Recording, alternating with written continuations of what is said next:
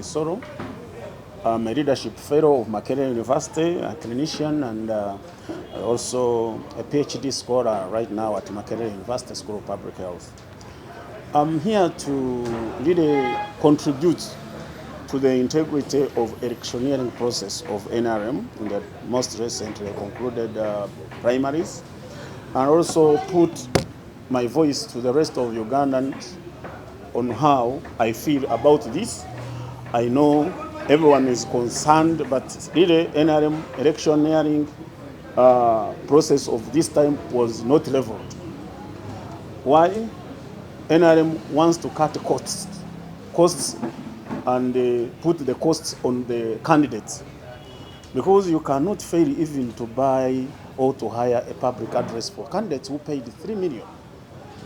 The lining up is also another way of cutting costs, hiding in the philosophy of integrity of community, where people do their business in using their ordinary laws. And NRM wants to use ordinary laws of Bataka to solve its own party problems, which I think is not tenable in this heated kind of process of electioneering. So why and what went wrong? First of all, in pre-nomination and nomination, there was no register. We waited for this register, it did not come. Even towards the date of elections, there was no register. When it came with very many issues.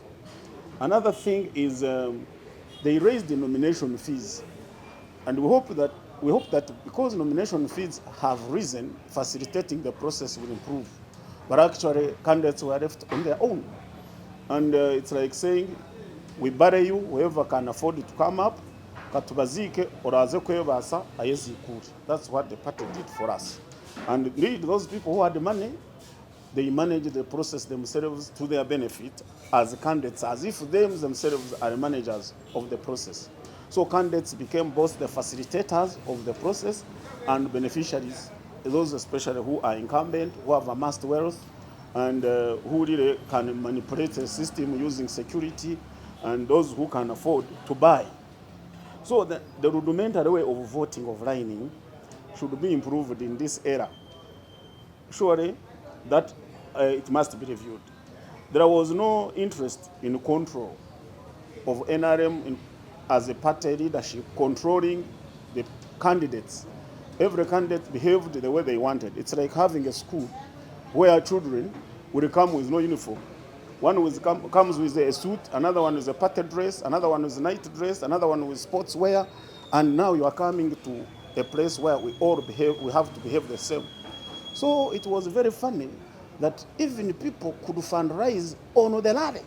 Yet rallies fundraising should have been prohibited, and they then also seen not to be being done during rally times.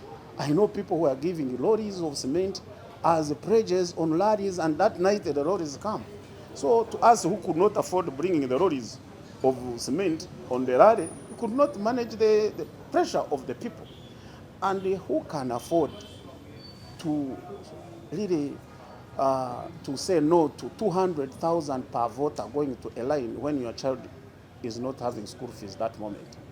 So the voter price was so tempting to the voters that even those men and women of integrity could not afford to miss that bait, receive the money, go on the line. And you cannot eat my money and miss my line.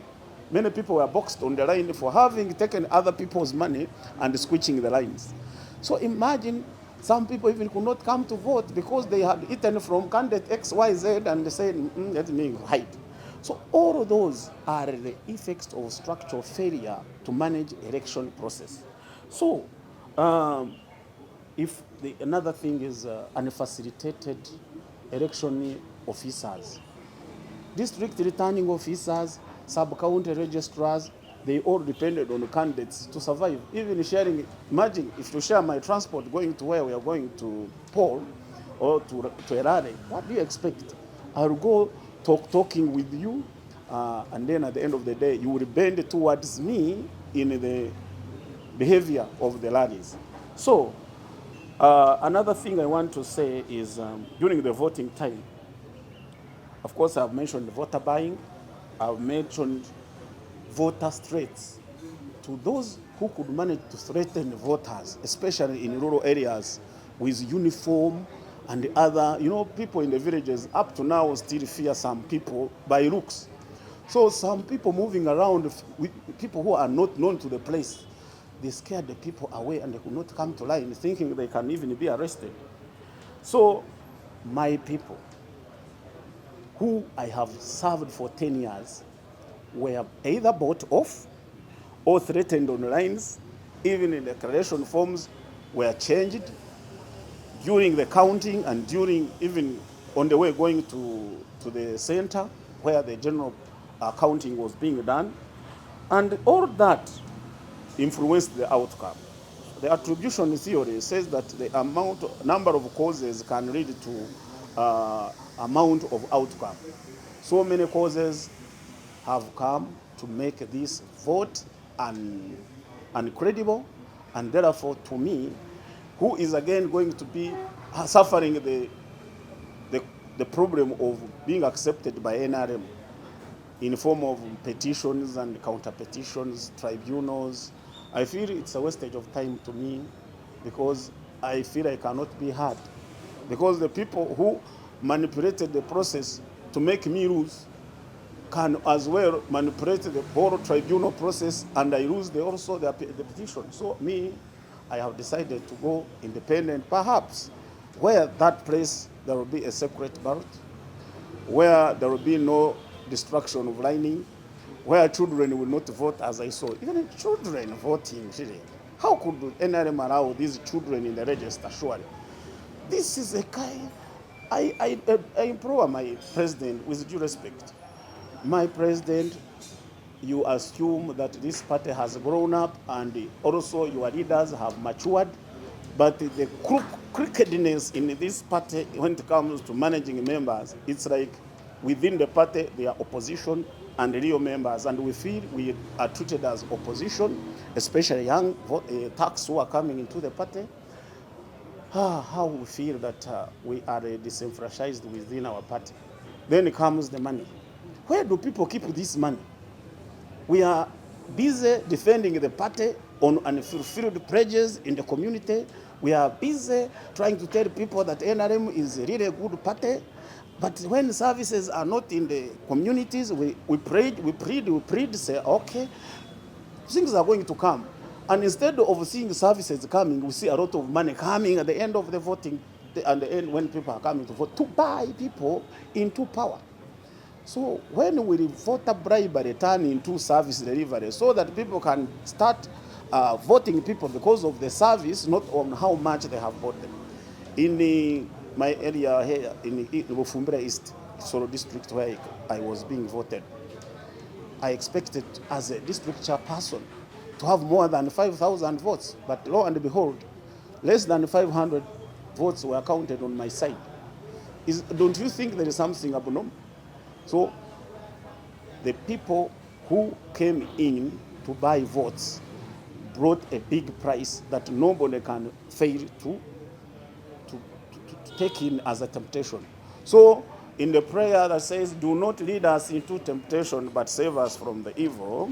So it was, people were led into temptation by high price of voters buying, and then the temptation was doing something wrong. So I want to conclude by saying NRM is a mass party where its leaders are not interested to set standards. Number two, candidates are expected to behave without authoritative control measures within the electioneering process and the party. Number three, the outcome credibility varies, but Bufumbira East, the outcome is not attributed to anything other than the failure of managing the process and buying votes at high cost. Lastly, where agents of some candidates behaved calm, they were threatened away and nothing was done. Even some of our votes were not counted. Thank you.